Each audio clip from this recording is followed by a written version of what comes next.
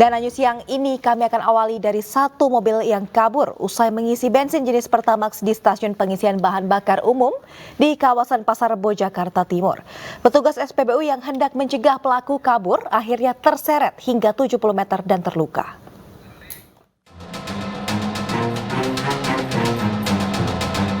Inilah rekaman kamera pengawas saat petugas SPBU mengisi bahan bakar ke sebuah mobil di kawasan Pasar Rebo, Jakarta Timur.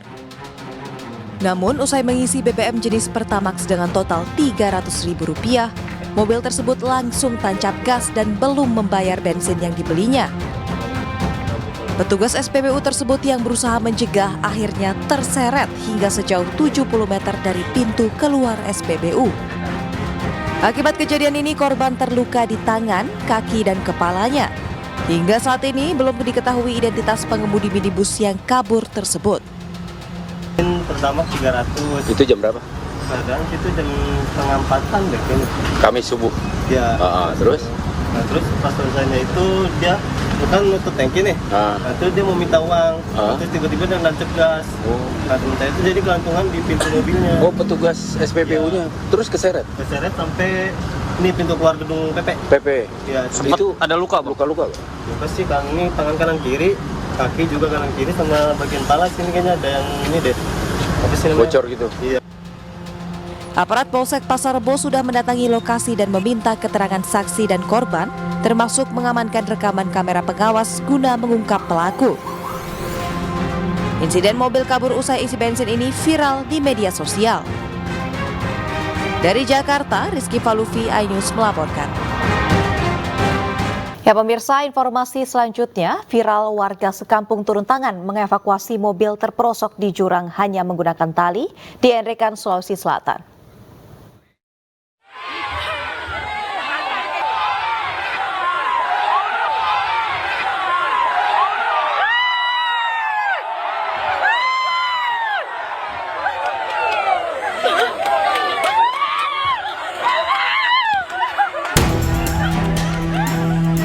Aksi warga satu kampung gotong royong mengevakuasi sebuah mobil yang terperosok di selokan viral di media sosial.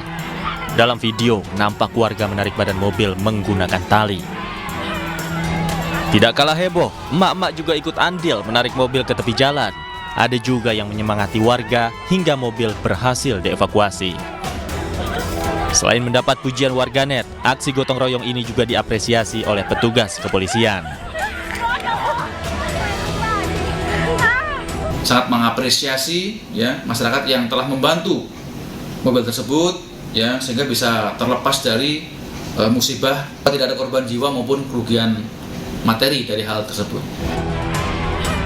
Tidak ada korban jiwa dalam peristiwa ini, sementara mobil dan 6 orang penumpangnya dievakuasi dengan keadaan selamat.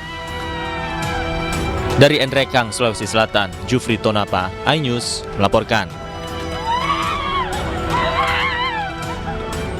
Dan pemirsa, untuk mengetahui informasi terkini, kita sudah terhubung dengan rekan Dewi Umaryati. Selamat siang Dewi, apakah masih ada evakuasi terhadap jatuhnya helikopter di Bali dan bagaimana perkembangannya saat ini? Ya, Aulia dan juga pemirsa, dapat saya laporkan dari perkembangan jatuhnya kecelakaan helikopter milik PT White Sky Aviation yang jatuh di Banjar Suluban, Desa Pecatu, Kuta Selatan, Badung. Saat ini puing helikopter masih berada di lokasi kejadian dan belum dievakuasi atau dipindahkan dari titik asalnya jatuh, karena hal ini untuk mempermudah dari KNKT sendiri nantinya untuk menginvestigasi penyebab kecelakaan, termasuk dari penyebab apa sebenarnya yang menyebabkan kecelakaan helikopter ini terjadi. Dapat saya laporkan, Aulia dan juga pemirsa, bahwa memang benar dari perkembangan kasus kecelakaan helikopter ini, nanti siang tepatnya pukul 2 waktu Indonesia Tengah, dari tim KNKT akan mendarat di Bali dan nantinya akan bekerja sama dengan tim Otban, Basarnas, kemudian TNI Angkatan Udara dan instansi terkait untuk melakukan rapat bersama dengan operator helikopter untuk memetakan atau mengumpulkan informasi terkait di mana atau penyebab kecelakaan dan tersangkutnya sampai terjadinya tersangkut benang layang-layang yang kemudian diduga menjadi penyebab jatuhnya helikopter ini. Tadi sejumlah dari operator helikopter juga sudah tiba di lokasi dan memeriksa kerusakan. Namun dari 4 orang tadi yang datang sama sekali tidak mau untuk diwawancara. Namun dari informasi yang disampaikan bahwa helikopter ini baru mengudara sekitar 4 menit kemudian akhirnya terjatuh di kawasan Desa Suluban, Desa Pecatu, Kuta Selatan, Badung. Aulia. Baik Dewi, terima kasih atas laporan Anda langsung dari Badung, Bali. Selamat bertugas kembali. Terima kasih Anda masih bersama kami di Ayu Siang pemirsa. Rekonstruksi pembakaran rumah wartawan yang mengakibatkan 4 orang meninggal dunia akibat terbakar di Kabanjahe, Kabupaten Karo, Sumatera Utara berlangsung hingga malam hari.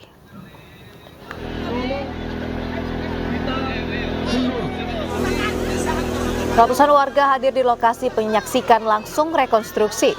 Semua tersangka dihadirkan saat rekonstruksi dan saat tersangka dihadirkan warga ramai-ramai menyoraki pelaku. Bahkan saat rekonstruksi adegan pembakaran warga tak bisa menyembunyikan emosi dan terus menyoraki pelaku. Sepanjang adegan kedua pelaku terus menunduk tak berani melihat warga yang ramai menonton.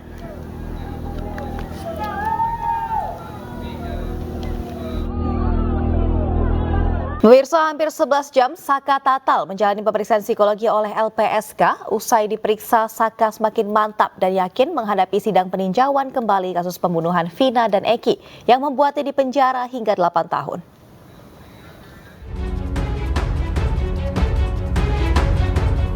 Dengan wajah sumringah, Saka Tatal yang didampingi oleh sang kakak Jaka dan penasihat hukumnya Titin Prialianti keluar dari ruang khusus asesmen oleh tim psikologi Lembaga Perlindungan Saksi dan Korban Jumat malam. Saka menjalani serangkaian tes dan juga wawancara terkait hal-hal yang berkaitan dengan kondisi psikologis dan mentalnya, termasuk statusnya sebagai mantan narapidana pembunuhan Vina dan Eki. Saka mengaku pemeriksaan berjalan lancar dan nyaman, sehingga dirinya bisa lepas menceritakan kejadian-kejadian yang menimpanya di tahun 2016 silam. Hal tersebut membuat keyakinan dan kemantapan dirinya menguat menjelang sidang pengajuan kembali kasus yang menjadikannya narapidana sejak tahun 2016 hingga 2024. Gambar apa yang Saka gambar itu dijelaskan ini gambar apa. Saya suruh penulis sama bercerita tentang kondisi Saka waktu penangkapan, awal penangkapan, sama waktu di malam kejadian. Ada berapa pertanyaan tadi? Pertanyaan Banyak soalnya. pusing ya. Pusing. Banyak banget ya. Ada berapa orang tadi? 2 atau berapa sebagai? 2 orang. 2 orang. Tadi di sana suasana psikologinya gimana, tegang atau gimana? Ngerasa seperti nyaman ya. Minta doanya aja, semoga PK-nya berjalan dengan lancar dan hasilnya terbaik. Ada harapan ke hakim nanti? Kalau harapan Saka mah enggak Seperti dulu ya. jangan seperti dulu hakim yang waktu di tahun 2016 itu waktu Saka yang di tahun 2016 itu udah bener-bener kayak udah sidang dewasa, diperlakukannya udah bukan kayak sidang di bawah umur. Penasihat hukum Saka, Titin Prialianti, berharap tim hakim dalam sidang nanti bisa bertindak adil dan menempatkan Saka sebagai korban ketidakadilan, sehingga sekaligus bisa membuka kasus pembunuhan Vina dan Eki secara terang benderang. Kami mohon doa, mohon dukungan, mudah-mudahan apa yang Saka perjuangkan lewat PK bisa terkabul dan mengembalikan nama baik Saka. Karena saya punya keyakinan dari 2016 peristiwa itu tidaklah terjadi seperti tertuang dalam tuntutan, yang 8 orang itu juga bukan pelaku pembunuhan pemerkosaan. Sidang peninjauan kembali Saka Tatal sebagai terpidana kasus pembunuhan Vina dan Eki akan digelar pekan depan di Pengadilan Negeri Cirebon. Sidang PK diajukan oleh Saka Tatal untuk membersihkan namanya dari vonis sebagai pembunuh Eki dan Vina. Dari Bandung, Jawa Barat, Mujib Prayetno, iNews melaporkan. Sementara itu pemirsa, Dewan Pimpinan Pusat Perkumpulan Penasihat dan Konsultan Hukum Indonesia atau Perhaki berencana akan memberikan bantuan hukum kepada Ibtu Rudiana ayah Eki. Pasalnya selain sebagai polisi, Ibtu Rudiana juga merupakan ayah korban pembunuhan dua sejoli Vina dan Eki pada tahun 2016 lalu di Cirebon, Jawa Barat.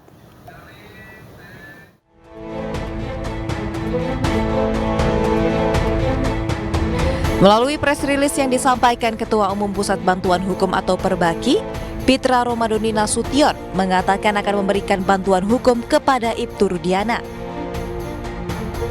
Ibtu Rudiana juga berhak mencari keadilan dan kepastian hukum atas kematian anak lelakinya.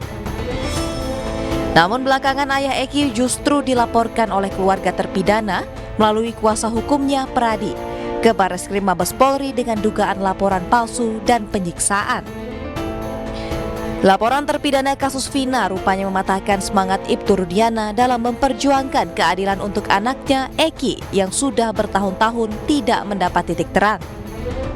Aki akan memberikan bantuan hukum kepada Bapak Ibtu Rudiana dengan pertimbangan satu, bahwasanya beliau Ibtu Rudiana adalah sebagai pelapor dalam kasus pembunuhan berencana dan pemerkosaan yang mengakibatkan meninggalnya anak Bapak Ibtu Rudiana yang bernama Muhammad Rizky Rudiana dan almarhum Vina. Yang kedua, beliau selaku korban saat ini sedang berjuang memperjuangkan keadilan dalam memberikan keadilan kepada korban. Selaku pelapor tentunya Ibtu Rudiana harus diberikan perlindungan hukum. Ketiga, kami Dewan Pimpinan Pusat Perhaki memutuskan dengan keputusan DPP Perkumpulan Penasihat dan Konsultan Hukum Indonesia, karena Ibtu Rudiana telah dilaporkan ke Barreskrim Mabes Polri, dalam hal ini statusnya sebagai terlapor, sehingga kami mempertimbangkan perlu diberikan bantuan hukum kepada Bapak Ibtu Rudiana untuk memperjuangkan hak-hak hukumnya dan memberikan keadilan kepada korban. Perbaki juga menyebutkan saat ini sudah ada puluhan advokat yang akan membela Ibtu Rudiana. Dan kini pihaknya tengah mencari bukti-bukti dalam mengungkap kasus pembunuhan Eki dan Vina. Dari Cirebon, Jawa Barat, Miftahudin Ainus melaporkan. Dan pemirsa, untuk membahasnya lebih dalam, kami sudah bersama Ketua Komnas Perlindungan Anak Provinsi Kepulauan Bangka Belitung, ada Ibu Imelda Handayani. Ya, selamat siang Ibu Imelda. Ya, selamat siang Mbak Aulia. Baik, terima kasih Bu Imelda sudah menyempatkan waktu untuk bergabung bersama Ainus siang hari ini. Ya Bu, jika kita melihat kasus ini begitu miris ya Bu, bagaimana ya awal mula kasus ini bisa terungkap? Ya, jadi ini memang dari awal kami juga mendapatkan informasi bahwa ada kejadian di mana seorang anak yang mendapatkan kekerasan seksual dari pengurus panti asuhan di mana anak ini tinggal. Nah, kemudian anak ini dia bersama teman-temannya karena sudah merasa sudah tidak tahan lagi mendapat perlakuan tersebut, dia berencana melaporkan ke polisi yang dalam hal ini Polsek Tanjung Pandan. Nah, tetapi di tengah pelaporan itu dia justru mendapatkan tindakan pelecehan seperti itu. Terungkapnya kasus ini sebenarnya tidak bersamaan ya Mbak, tetapi ada jeda waktu karena dari anak sendiri itu merasa takut gitu untuk melaporkan. Bahkan yang menyedihkannya adalah ketika si anak ini menganggap bahwa begini dia bilang ke kami, "Ibu, kami pikir seperti itulah proses penyelidikannya," begitu ya. Jadi sedih sekali. Nah, kemudian itu segera kami tindak lanjuti bersama UPTD PPA Provinsi dan UPTD PPA Kabupaten Belitung untuk segera mengorek keterangan lebih lanjut, mengumpulkan bukti-bukti dan juga saksi yang pada saat itu mereka dengan teman-temannya yang menemani untuk melaporkan kasus awalnya. Tapi karena memang sudah kami terima semua laporan dari korban si si N ini, maka kami dari Komnas Perlindungan Anak Provinsi Kepulauan Belitung bersama UPTD PPA Provinsi dan UPTD PPA Belitung ke Mapores unit PPA Tanjung Pandan, Polres Belitung Tanjung Pandan untuk membuat laporan atas oknum tersebut. Baik Ibu Imelda, ini berarti korban ini melapor ke Komnas Perlindungan Anak ini setelah mendapatkan perilaku yang tidak menyenangkan saat melapor itu ya, setelah dicabuli oleh oknum polisi, baru melapor ke Komnas PA? Iya, jadi memang ada jeda waktu ya Mbak, karena dia ini nggak paham gitu ya, tahu lah anak-anak mungkin dia memang lugu, memang tidak terlalu mengerti gitu ya. Jadi setelah itu dia bilang ada yang mau diceritakan gitu dengan pendamping UPTD PPA waktu itu kan. Cuman waktu itu belum tahu apa yang mau diceritakan. Akhirnya terungkaplah bahwa ketika dia melapor ke polsek itu dia dicabuli lah oleh oknum ini. Jadi untuk kronologisnya mungkin sudah cukup diketahui gitu bagaimana dia dibawa ke suatu ruangan, kemudian dikunci di situ dan disitulah oknum tersebut memperlakukannya. Baik Bu, ini berarti pada saat korban ini melapor untuk pertama kali pada saat ia pergi ke kantor polisi, ini siapakah Bu yang menemani si korban ini? Ya, jadi dia ini bertiga sama temannya, mereka belajar kelompok karena dia sama-sama satu sekolah gitu ya. Jadi salah satu temannya ini yang memang mengusulkan gitu, yuk kita lapor saja karena kamu kan sudah tidak tahan lagi gitu. Nah jadi bertiga mereka, nah tapi si korban ini yang awalnya itu nggak paham gitu bagaimana prosedur pelaporan gitu, akhirnya malah diperlakukan ya, dibawa ke suatu ruangan, dikunci dari dalam gitu ya, disitulah dia diperlakukan seperti itu. Oke baik Bu, ini berapa lama Bu korban ini sudah berada di panti asuhan tersebut? Dan apakah sekarang pelaku ini sudah diperiksa polisi atau mungkin sudah ditetapkan jadi tersangka? Iya, jadi untuk kasus yang pertama, kasus pencabulan yang pertama oleh petugas panti ini itu sudah masuk ya Mbak, sudah selesai, dan anak ini ternyata memang dari kecil sudah ada di panti dan dia mendapatkan perlakuan kekerasan seksual itu dari mulai dia kelas 6 SD sampai kelas 2 SMP itu oleh oknum tersebut, dan ini sudah untuk yang kasus awalnya itu sudah ditetapkan sebagai tersangka. Nah untuk oknum kepolisian ini itu sudah juga ditetapkan sebagai tersangka statusnya dan saat ini sudah berada di tahanan Mapores Belitung. Baik Bu, lalu untuk kondisi korban saat ini seperti apa Bu? Dan penanganan terhadap korban ini dari Komnas PA sendiri ini seperti apa? Ya, kami bersama dengan UPTD PPA Provinsi dan Kabupaten Belitung itu sudah melakukan pendampingan. Kami juga sudah bersama UPTD PPA menjadwalkan untuk trauma healingnya, dan si anak ini sudah berada di bawah pengawasan orang tua asuh yang memang dicarikan ya untuk bisa melindungi sampai dengan proses persidangan berjalan nanti. Baik, terima kasih Ibu Imelda atas waktunya bersama News Siang pada hari ini. Terima kasih kembali. Selamat siang dan salam sehat selalu. Pemirsa, memasuki musim kemarau yang panjang, harga bumbu dapur mendadak naik di Pasar Tradisional Baru, Kabupaten Tuban, Jawa Timur. Kenaikan tertinggi terjadi pada komoditas cabai merah akibat minimnya stok cabai dari petani.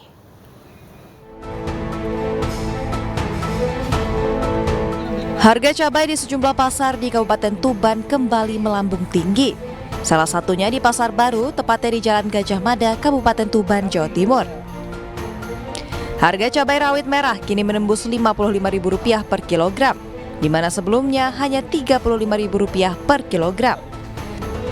Sementara harga cabai hijau dan cabai keriting naik menjadi Rp35.000 per kilogramnya. Selain cabai, komoditas bumbu dapur lainnya seperti kemiri juga ikut naik, dari Rp40.000 per kilogram kini menjadi Rp50.000 per kilogram. Kenaikan harga ini dikeluhkan beberapa pembeli yang kaget lantaran begitu cepat naiknya harga komoditas cabai dan kemiri. Kering adanya itu jadi yang sudah jual. Untuk pengeluaran sendiri bertambah berapa? Kalau pengeluaran bertambah sih enggak, cuma ya belinya yang sedikit, lumayan banyak. Menurut para pedagang, kenaikan harga ini sudah terjadi sejak 1 pekan terakhir akibat minimnya stok kiriman dari para petani. Mingguan. Sudah 1 mingguan. Ya. Ini faktor apa Bu? Cuacanya panas Mas. semua kering, jadinya cabenya ya kering semua. Stok banyak atau cuma nipis Bu kalau saat ini? Stoknya ya nipis. Dengan naiknya harga sejumlah komoditas bumbu dapur ini membuat kondisi pasar menjadi sepi. Pedagang dan pembeli berharap harga cabai dan bumbu dapur lainnya bisa stabil kembali. Dari Tuban, Jawa Timur, Pipit Wibawanto, iNews melaporkan.